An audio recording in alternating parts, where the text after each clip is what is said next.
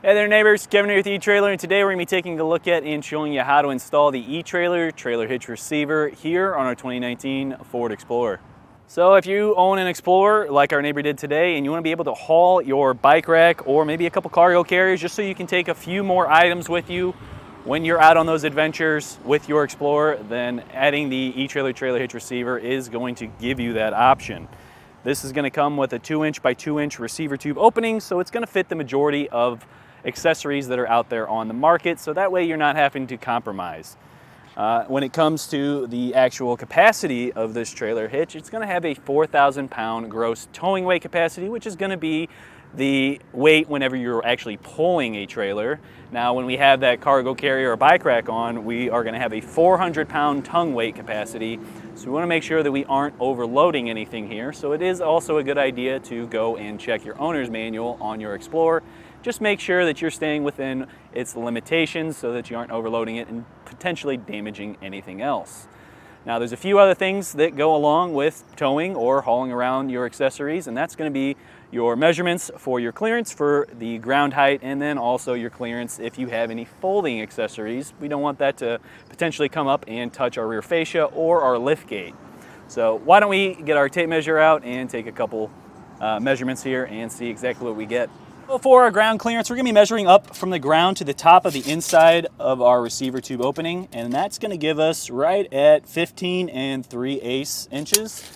So that's plenty of clearance. We don't need to worry about getting any kind of adapter to raise that up a little bit higher. We should be pretty good. Now typically we're looking for at least 12 inches, so being at 15, well over that. So the other issue here is going to be that fascia clearance. So we're going to measure from the center of our hitch pin hole out to the furthest part on our fascia, which is right around 4 inches, maybe a little bit over that.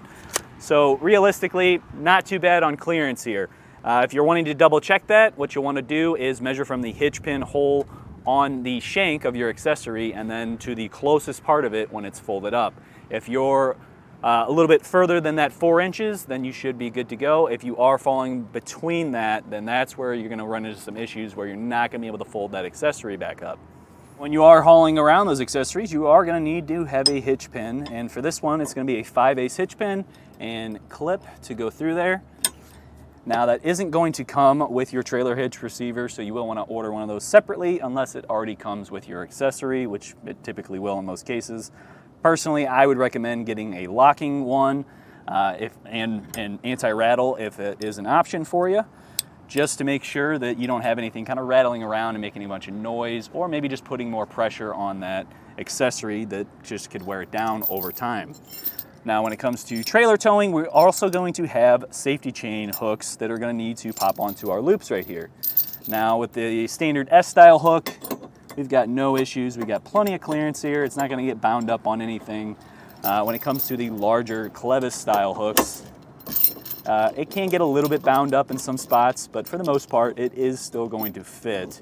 So realistically, you would be able to tow a trailer with this style clevis. As far as the installation goes, this is a very easy one. There really isn't much to do. I'd say the hardest part really is just popping off your rubber isolators and then getting them back on.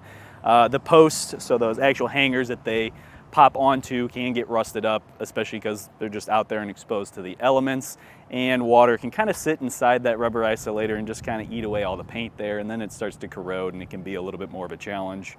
But realistically, you should be able to get this done within a half hour. Really not a hard one, but maybe you just don't have the time to do so and you got a big trip planned. Feel free to use our dealer locator, and you can get into a shop near you and get it professionally installed before you go out on that big trip. Now, if you are wanting to do this yourself, stick around and I'll walk you through the process. To start off our install, I have a cam strap in place, and I've just hooked that onto either side of our coil springs here on our suspension, and what that's going to do is help support our exhaust, because we're going to be dropping the rubber isolators and actually removing the ones at the back, because we're going to be installing those on our hitch instead now. So we'll want to take a pry bar, or if you have a specialty tool, to get in there and start to pry that out. I think on these guys, it's probably going to be easier if you spray a little bit of silicone lubricant, especially with the age of the vehicle, and we're going to go with the top side of our rubber isolator here. We're gonna pop these off too. So as you can see, this is all kind of rusted up. This is where that lubricant's definitely gonna come and help you out a little bit. Just kind of try to work it back and forth too. Oh, I got a little bit more room. I can come in with my removal tool. Fully pop that off. Now you see this bracket right here, we're gonna be removing this, and to do so we're gonna need an 18mm socket, and this is gonna be the same on both our passenger and our driver's side.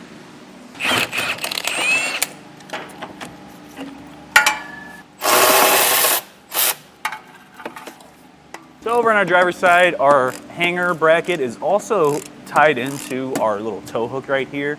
So there's gonna be 3 bolts. There's the 2 that are going vertical, and then there's 1 coming from the side. And that's still gonna be that 18mm socket that you'll need. But now we just have 1 extra part to take out here.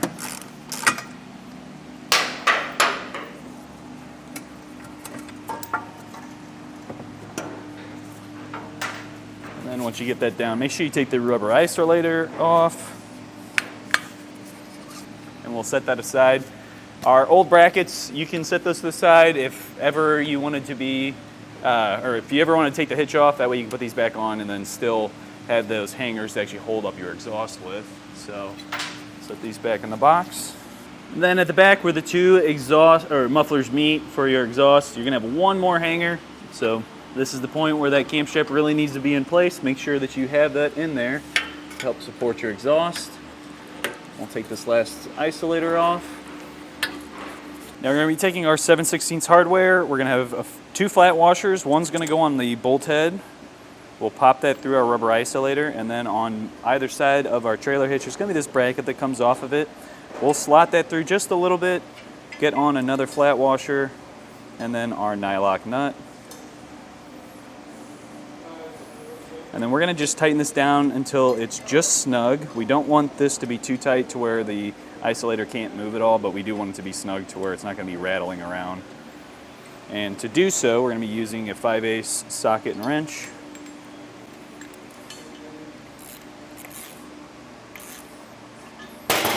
So you can see it's starting to bulge there. This might even be just a tiny bit too tight, if anything, but pretty close to what we want to be.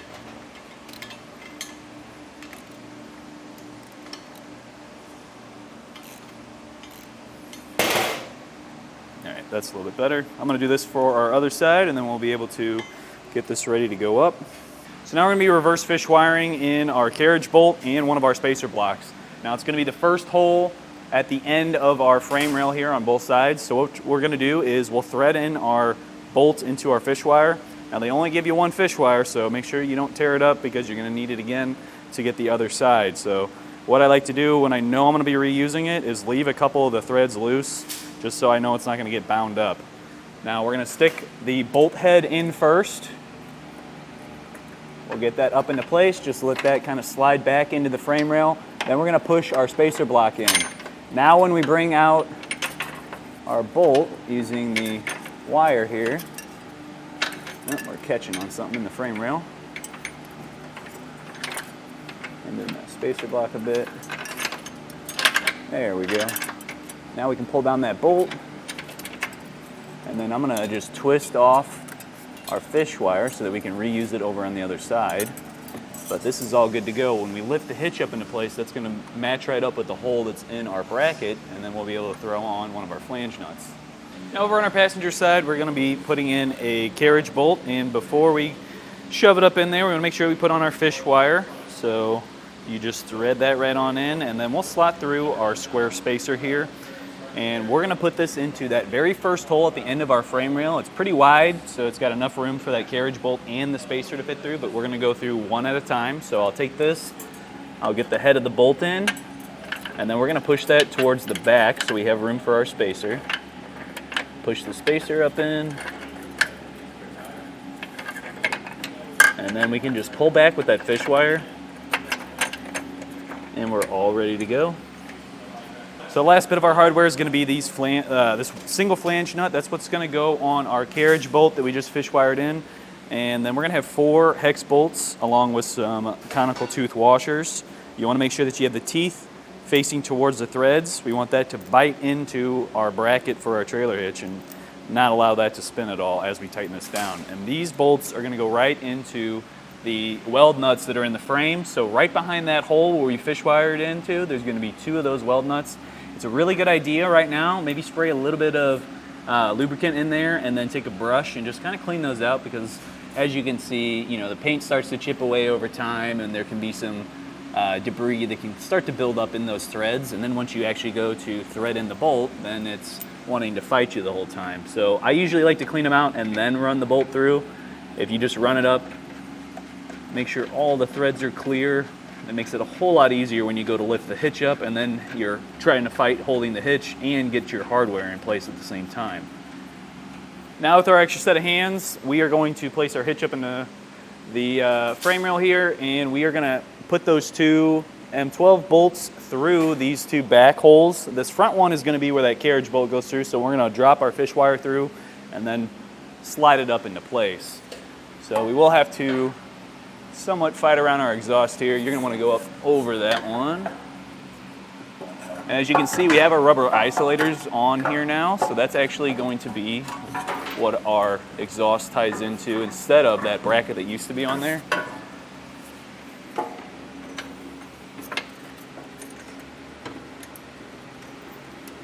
Get our fish wire in. Oop, sorry. You good? Yeah. All right, and once you get one of the bolts on, it'll hold the hitch up. Now with our fish wire, we can pull down on that. And what I like to do is just use my fingernail on one of the threads of the bolt just to kind of help hold it, prevent it from popping back up into the frame rail. There isn't much space on this one. I'm going to come by and snug each one of these down with a 3/4 inch socket, and then we'll torque them into place.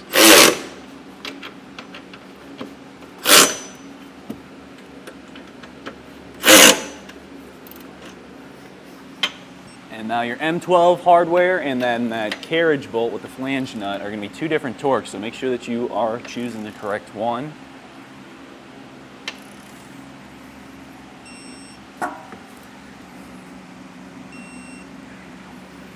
Now we have all of our bolts torqued. What you can do is just drop those rubber isolators down. It's going to be right against the cross tube, and then we're going to start putting our exhaust back up on the hangers here. So I'm going to lift up on this side first, at the back here. Might need to play around with the muffler.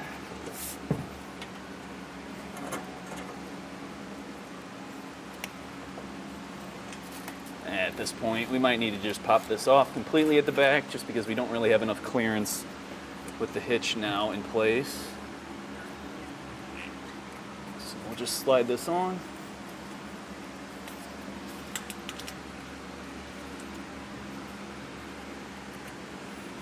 Alright, that one's on. Now we can work our way back over to our mufflers. That popped in. This is a good time to also spray some lubricant in there if you need to.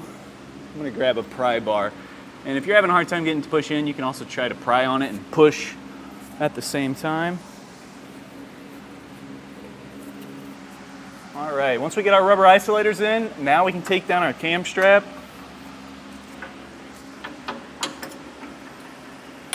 Well, that's going to do it for our look at and installation of the eTrailer trailer hitch receiver here on our 2019 Ford Explorer. My name's Kevin. And if you're still looking for the right trailer hitch receiver for your Explorer, please feel free to reach out to us via our Ask the Experts link, a comment on this video, or a phone call to our customer service department, and we'd be happy to help you out on your journey.